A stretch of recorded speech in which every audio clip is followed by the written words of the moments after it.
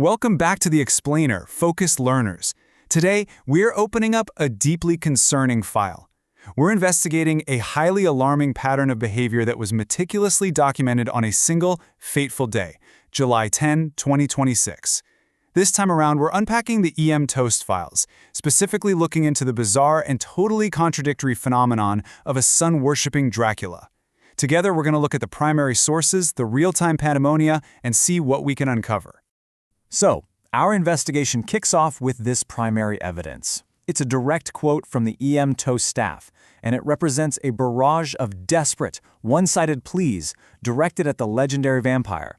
The authors are literally watching an apex predator of the night completely abandon all survival instincts.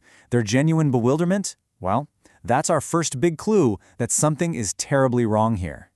And man, the consequences are immediate and severe. How did you get all red like that?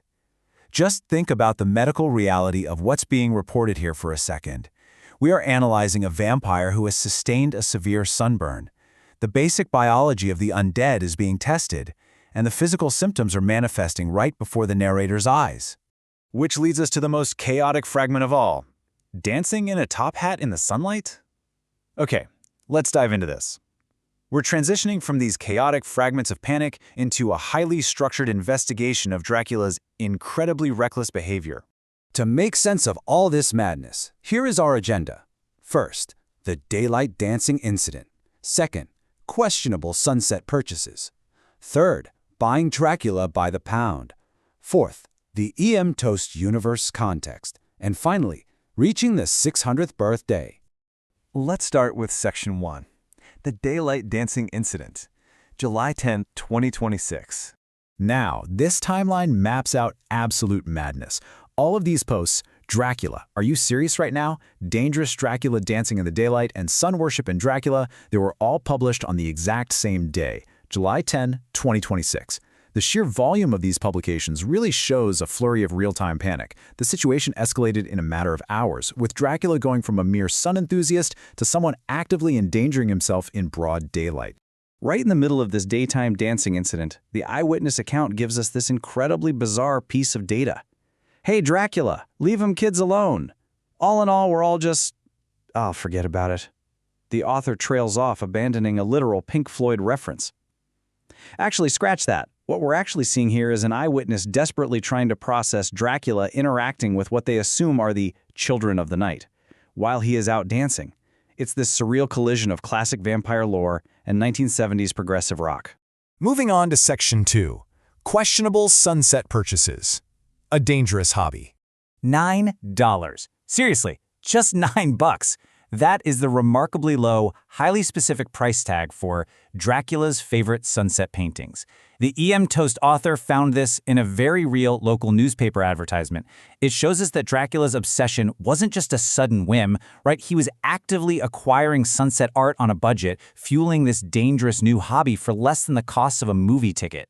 Now, what's really interesting about this genuine confusion is that they ask Dracula, "It seems like you have sun wallpaper now. I hope that sun isn't real." The narrator is fundamentally unsure if Dracula is just viewing fake decorative wallpaper, or if he has somehow found a way to stare into the actual dangerous sun. The lines between artificial decoration and lethal environmental exposure are completely blurred here. And honestly, the narrator is right to be worried. They objectively list the environmental hazards for vampires: riptides, UV exposure, and dancing in the sunlight. It is so fascinating how the EMToast staff treats ocean riptides and ultraviolet rays as equally dire threats to the undead. They're literally imparting practical beach safety advice to a mythological creature. Which brings us to Section 3, buying Dracula by the pound, macroeconomic reality. The narrator asks in all sincerity, "Is this a coupon?" With the headlines screaming Dracula Sun Worshipper Limited Supply, we really have to wonder if Dracula's reckless behavior has diminished his numbers to the point of promotional discounting. The very concept of a vampire being subjected to retail supply and demand mechanics is just brilliant. And this directly leads to an incredible economic comparison. The author notes that you can now buy Dracula by the pound, so we must rigorously weigh the option of purchasing Dracula by the pound as a viable market alternative to standard livestock like beef. Best part? The source text verifies the market value. It's a lot cheaper than beef anyway. So, the crucial takeaway here is that regardless of the logistical and, let's be honest, ethical implications of buying a legendary vampire by the pound at a deli counter, the cost savings are undeniably verified by the narrator. It's a total economic win, provided you don't mind your meat bursting into flames in the sunlight. All right, Section 4, the EMToast Universe Context, a world of the absurd. You have to understand, Dracula's daytime dancing is merely one anomaly in a much larger, way weirder world. Look at these concurrent headlines from the EMToast archives. We've got leaked ChatGPT server logs revealing the cause of a robot rebellion. We have deep investigations into what is inside the head of the Great Pumpkin. There's the tragic disappearance of serial mascots Snap, Crackle, and Pop. And, of course, the ongoing saga of the Bikini Cowboy Girl. This is a world entirely plagued by the absurd.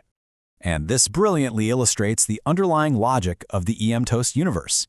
In their report on the Great Pumpkin, they describe the Oracle, a select group asked to answer unknown questions and to ask unanswerable questions. This perfectly defines what we are doing with Dracula right now.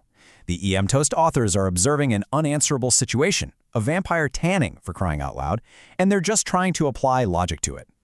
Finally, Section 5, reaching the 600th birthday, an impending milestone.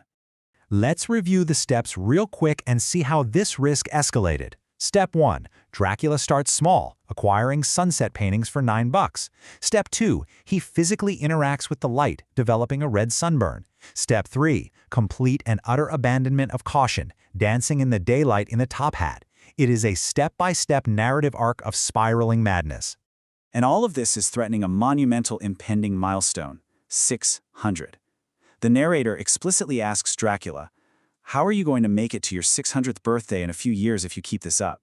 The author isn't just a passive observer here. They are desperately trying to coach this ancient being across the finish line of his 6th century. So we are left with this final provocative thought. Can a sun-worshipping, sunburned vampire, who is currently being sold by the pound cheaper than beef, survive his own foolishness? Will he make it to 600? It just goes to show, whenever you dive into the archives of the internet,